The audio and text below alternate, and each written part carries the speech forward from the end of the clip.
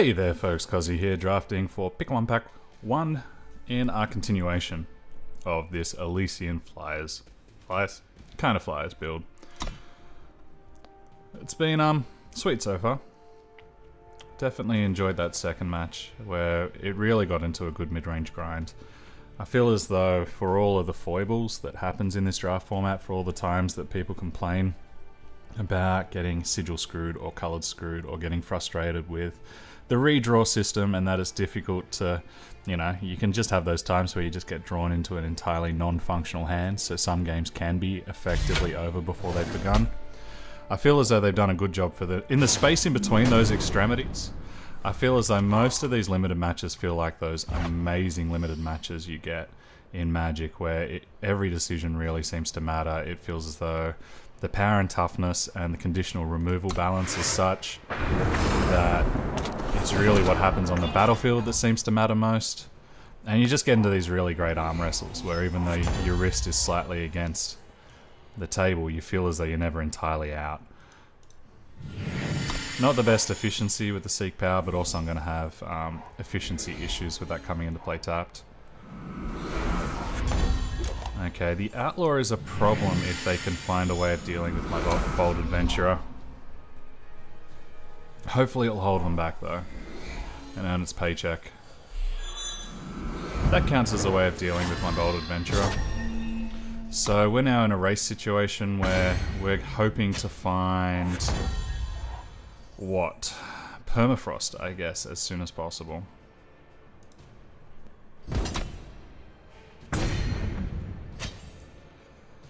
I have the suspicion that we could be in trouble. Recano Outlaw's an amazing card, especially once you get a piece of equipment on it.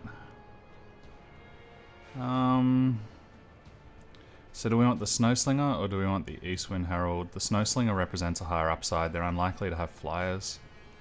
I definitely want to be getting my second Primal so I can Wisdom and just try and dig for this Permafrost as aggressively as I possibly can.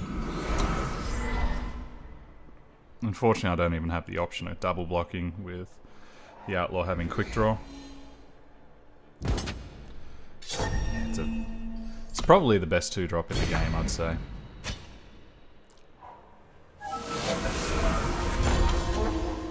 Okay, I'm excited to see you have that. That's nice to know. These guys will be on double block duty if nothing else changes, and we're just looking for our Permafrost.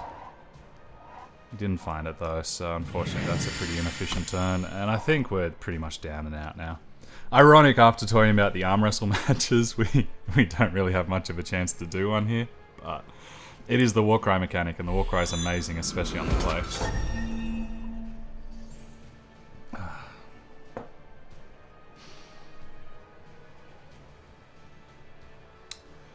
They've probably got more Warcries than what we can deal with right now, but we still need to play as though we have a chance.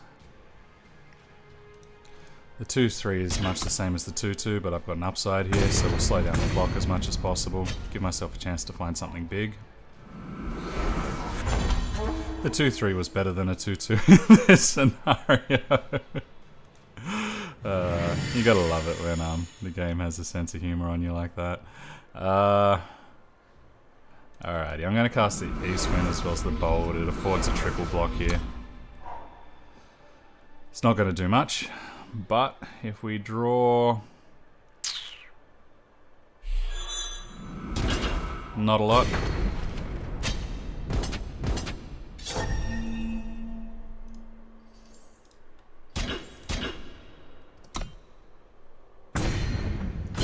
Yeah, we're comprehensively dead. This has been a pretty amazing curve. Every single card that they've played has been a premium card. We could slow down the clock a little bit with that.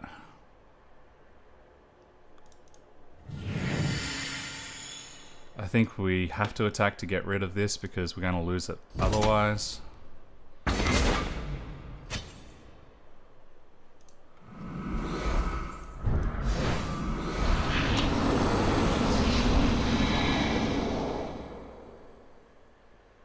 And whilst we're not dead, like all of their stuff is +6/+6, something like that right now, so we're in a world of pain.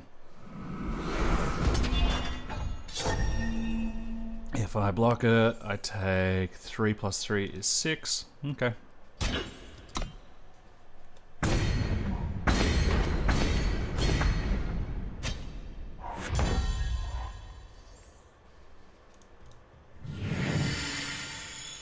Yep, nah, we're done. We just got war cried into oblivion there. Tell you what, I shouldn't complain. I had a nice curve in the last game. But yeah, that is one of those games where I can understand why people get a little bit edgy. It does sometimes feel as though you have almost no way of getting in, particularly with the way the war cry mechanic is. I think that's public enemy number 1 in the public viewpoint. I don't know quite how fair I think it is. It is reasonable that you have some kind of mechanic that incentivizes attacking. It's just +1/+1 represents a lot very quickly. And you know, like the 2-drop that they played was an uncommon, the 4-drop that they played was a mythic, so you'd expect to be winning a game if you're able to curve out with stuff like that. We need the primal here, so we can't afford to keep this. There's not a single card we can cast. And this hand is slow as anything. I'll be holding onto the Seek Power for a little while. There's no reason to play it right now, and I'd like to have as much time as possible to learn what the texture of my hand looks like. If we're lucky, my opponent will have an equally slow start.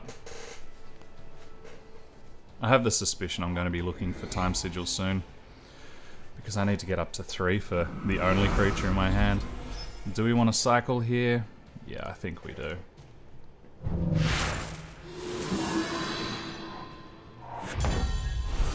Okay, that's a good draw. That's a really good couple of draws. And so I'm glad that I cycled so I could be getting it this turn rather than last. Or rather than next, I should be saying.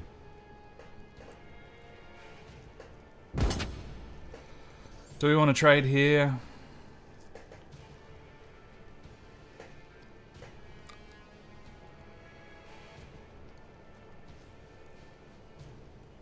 No, I can meet them attack for attack, I think. There's a likelihood that they could have a trick of some description. Ooh, okay, and they are power screwed. That does change things a little bit.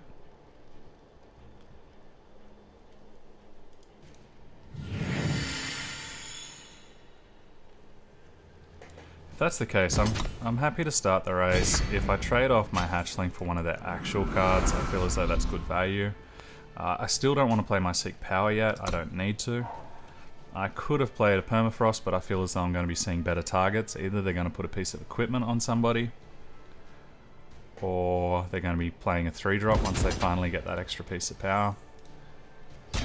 And if we can keep this manageable for the time being, I'm happy with that, especially knowing that I've got this as my end game. I think if I was Dark Rose, I would have preferred to have cast Inspire first. The reason why is by having the ability to draw a card, it gives you the chance to see new cards that might change your mind. Likewise, I want to cast my Ancient Law before I attack, because there might be something new that rocks up that is important for me to be aware of. I feel as though I'm ahead on the race right now. And next turn I'm not going to have the opportunity to both... Actually, no, I could. I could cast Seek Power, get the extra power, and cast the Elysian Pathfinder, so I'll keep it back. I have a glut of Permafrosts, but it's not representing the biggest threat to me right now, so I don't feel the need to use it. But yeah, by seeing those extra cards, it could have changed my mind about something I wanted to do here. Alrighty, 1 in the hand is worth 2 in the bush, so we take the sigil that I know I'm going to need to use. And this sucks, Dark Rose. It's really unfortunate when matches get decided like this. If I give a unit that already has Echo, does it get extra Echo? That sounds like one of those deep philosophical questions that gets asked at Buddhist temples atop snowy peaks.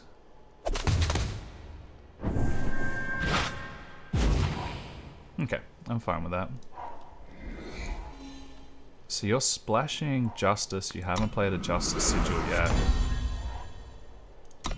Now this is where my Permafrost looks a little bit weak. I would really prefer to be actually killing this, so they can't get any card advantage. And so as a result, I think I'm really happy to offer up a trade. I'd like to try and get it off the table. They could double block here, but it's already done its job by giving my next unit Echo, so I've already got value out of it.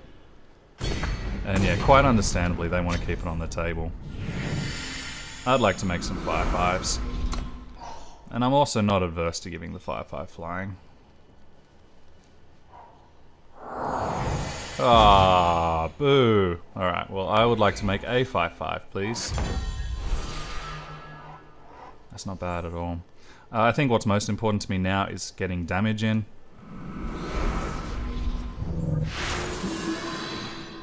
And I'm not super interested in offering up the double block anymore.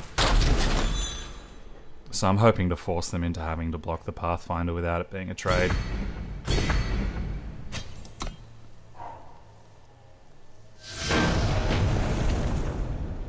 Yeah. Slightly unfortunate that I guess what this video has been defined by is getting unfortunate power. Fortunately, we hit what I thought was the benchmark of the 50-50 here. We'll see if we can get to 4 and 5. I feel as though the deck's pretty sweet. It runs smoothly. Yeah, this is perfectly fine.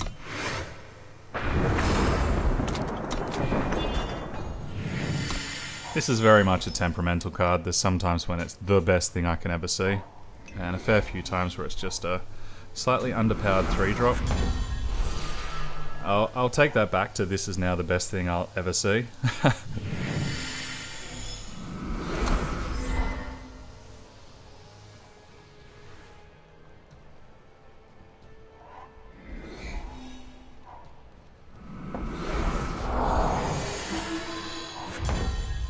So I have an interesting choice here. I can attack in, and they're probably priced into blocking with the Amber Acolyte. Because if it gets through and it infiltrates, I'll be able to get rid of some of their ramp, of which they've had a fair amount. Otherwise, I could permafrost the 2/1, which will force them to chump block because it's probably going to die anyway. But it doesn't use my power super efficiently, so I think I'd rather wait a turn, especially because if I happen to draw a Shadow Sigil, I'll be able to have a pretty good time.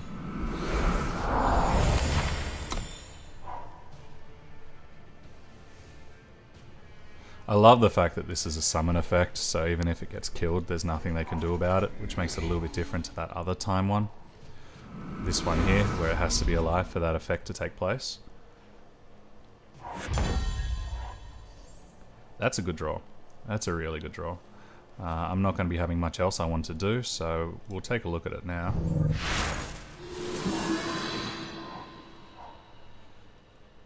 And if I attack in here as well, they could double block offering up a trade. I don't think I'm interested in that.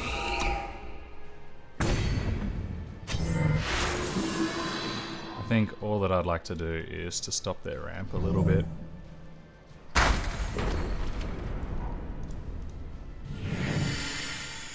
And next turn, all I want to do is draw one more power. If I can keep curving out here, I'll be able to shut the door on this game pretty effectively.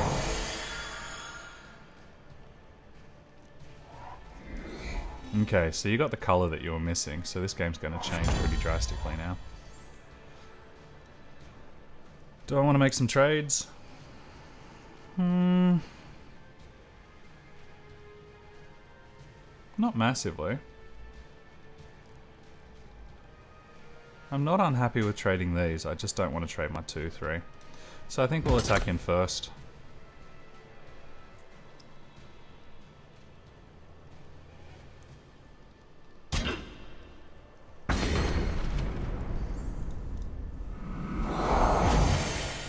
And the idea of having a whole bunch of 8/7 sauropods basically means if I get to 5 power, I've got creatures to last the whole end of the game that are all amazingly above curve. So the minute I draw this power, I think I'm in an amazing position to take over the game. If I wanted, I could get the second Primal, so that my Wisdom of the Elders is online. Otherwise, I could get my Shadow, and that will give me some decent value and allow me to keep attacking. I think I'd rather the shadow here. They have a stop. I think they got an ambush creature of some description, which could be an argument to wait on the plague, but I'm going to be using my power like crazy after this, so I think I just use it now. If I didn't have a 5-drop play, seeing this ambush stop would make me seriously think about whether I wanted to play the plague on the following turn. But because I know what I'm doing for the next 1, 2, 3, 4, hopefully 5 turns, I might as well get my value now. The ambush creature that they most likely have is the Scorpion or the 2-1 Silencer, and if they jump in with a 2-1, I'm perfectly okay with that, because I would have gotten a 2-for-1 anyway. Oh, it's a spell of some description. Wonder what that can be.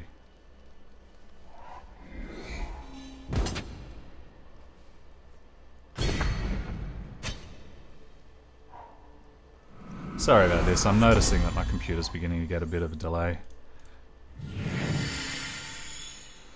This is the kind of card that I want to start slowing down.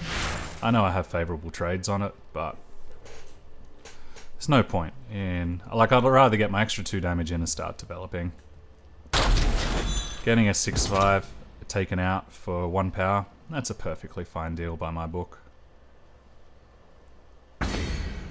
Especially as my opponent's heart's going to sink as they realise that I have 4 copies of Twin Brood Sauropod in my hand. This card is busted. It is so good. Like, I'd argue that this is comfortably one of the best creatures in the game. What do you got? You've probably got the Scorpion that you've been holding back, and I'm happy to trade that. Okay, it was the 2-1. I wonder if that was the card that I saw from before. Opening up a double block. Okay, that's sweet. It's still 2-for-1 on them, so I feel as though I've comfortably gotten the better end of the deal. And I think what I'll do now is I'll play my Pillar of Amar, because if I do draw any more power, I'll be able to start really getting the value out of it. Could be argued that against Combre they do have a lot of silences, but... Ooh, okay.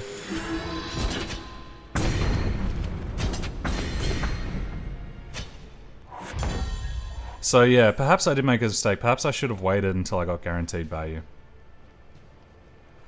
Given that, I'm going to play my 7/6 here. I would rather trade in with one of my weaker 2 cards. I'm not worried about their clock quite yet. Unless they draw a Vanquish and then I get hurt, but otherwise I feel as though I'm pretty comfortable. Oh dear, am I going to lose this unlosable game? Alrighty, so they're going to be playing an 8/8.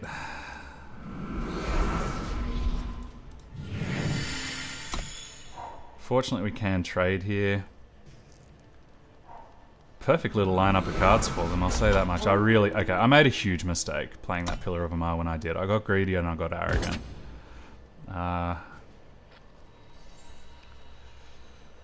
If I take this, I can no longer block the 8/8 next turn. I can double block.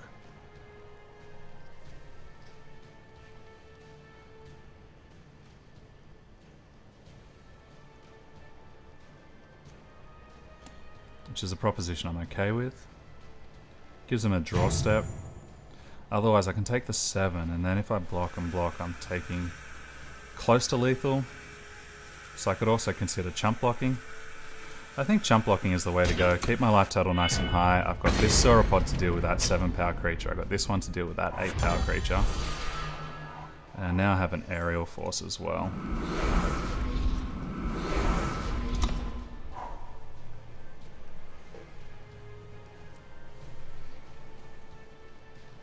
Yeah, really paying for that Pillar of Amar decision. I got arrogant. Not too worried about him.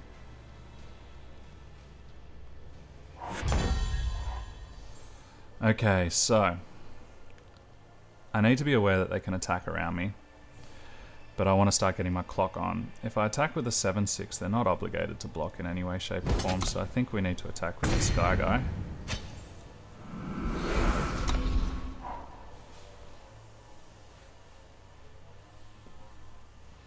It was a perfect little sequence of cards. You know, they had the guy who was 7 power with the Predator's Instinct, as well as the Vanquish, as well as the +3/+3.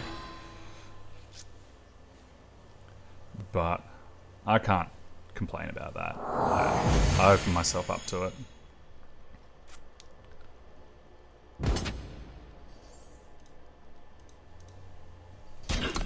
Yep. That was his job description. Sigil is not helpful because we need to respect the fact that they can start to attack wider than us. If however we attack them for 4, we get them down to 10, we're representing lethal, so they can't just attack him with everybody. If they do, they'll be doing 6, 8. So I can't afford to take it, but I do need to keep working on this clock.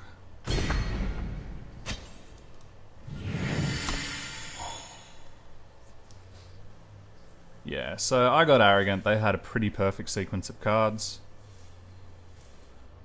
We also... I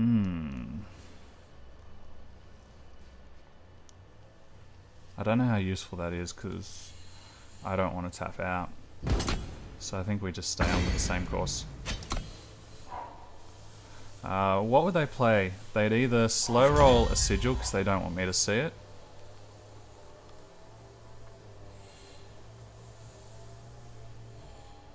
This is interesting because it now gives me something to block the 8 power guy, so I can start to get some value in my blocks.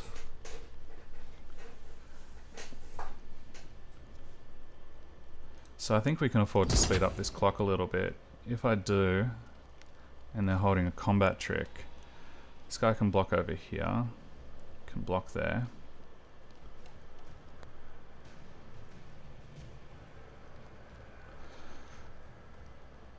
Yeah, I think I just want to put him on notice.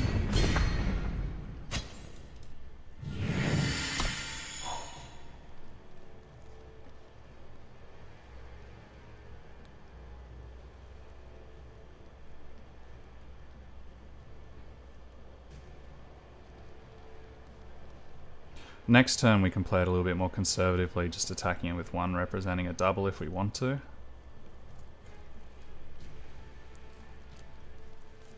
I'd love to draw another hatchling right now, just to get more bodies on the table.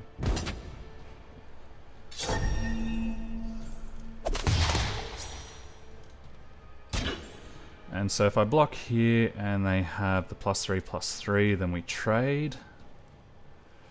And I take 4. If I block here and they have the +3/+3, I take 9. Or if I think for long enough, my opponent will concede. Okay, that's a relief. If I had lost that game, I deserve to lose it, because that was a terrible mistake on my behalf. Yeah, really, really bad mistake.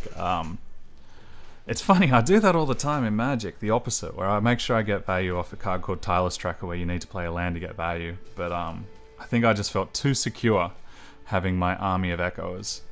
And yeah. Yeah, well, I'm glad it's on tape, you know, something to learn from. I definitely learned from it. We're up to what, 6 games so far, so that means we get to go on to the next video. Yeah, sweet. Value Town, hey, like the minute you can get some value on those Twin Broods, they really are one of the best units in the game. Just so much card advantage built in. Anyway, folks, I've been Kozzi. I hope you've enjoyed it, and I look forward to seeing you for my last 3 matches, as we can hopefully go 3-0 to get all of the cookies. Alright, I'll see you in just one moment. Have a good one.